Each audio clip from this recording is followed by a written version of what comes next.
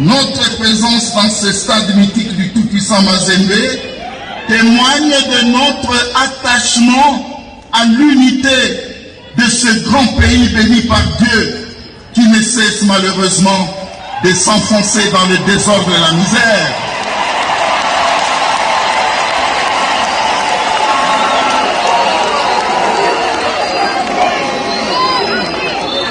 Comme vous le constatez, Éminence, ce peuple tient à son unité et à la cohésion nationale. L'Église catholique, dont la majorité de ce peuple se réclame, est le symbole le plus éloquent et le signe le plus manifeste de l'unité indéfectible de ce pays.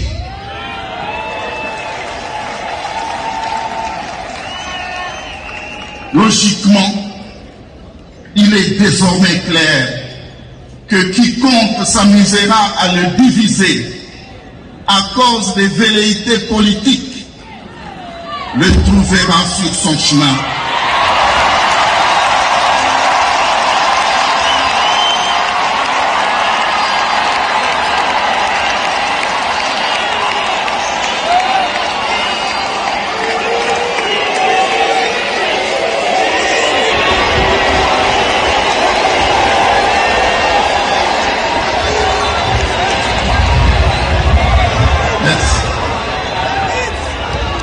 Je vais vous obéir.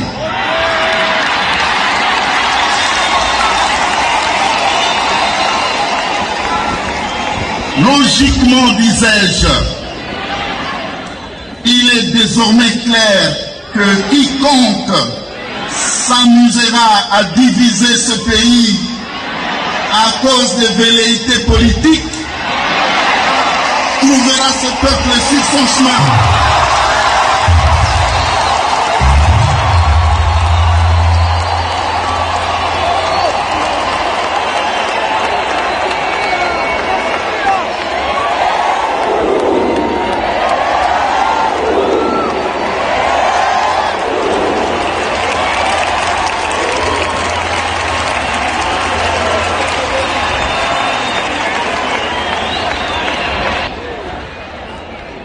Le peuple congolais, dont une infime portion participe à cette Eucharistie de clôture de notre 3e congrès eucharistique national, ce peuple donc vit sur un territoire garni par d'immenses richesses naturelles dont, hélas, il ne profite pas suffisamment.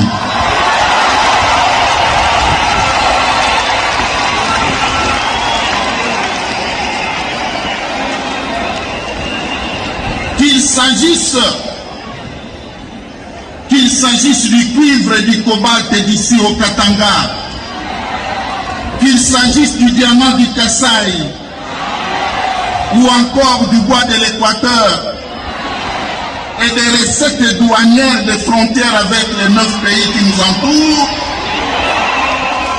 les dividendes de ces immenses richesses sont accaparés par une rare gloutonnerie d'une élite au pouvoir et des multinationales peu scrupuleuses.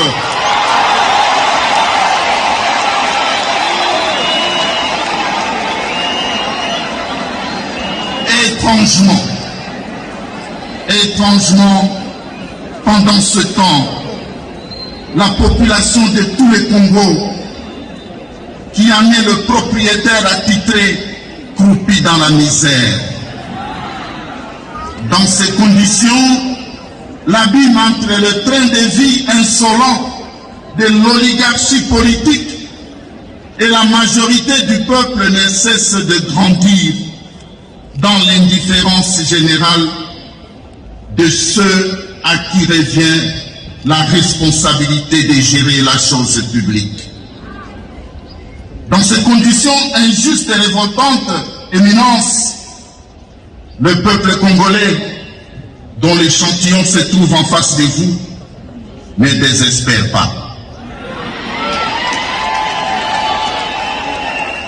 grâce à la foi chrétienne qu'il puise notamment dans l'admirable sacrement de l'Eucharistie, ce peuple croit fermement à des lendemains meilleurs.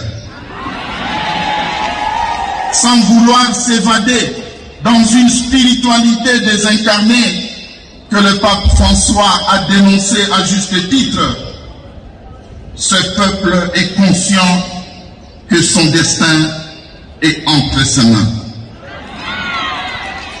L'Eucharistie est à cet effet une source puissante de la force de son destin. Dans cette logique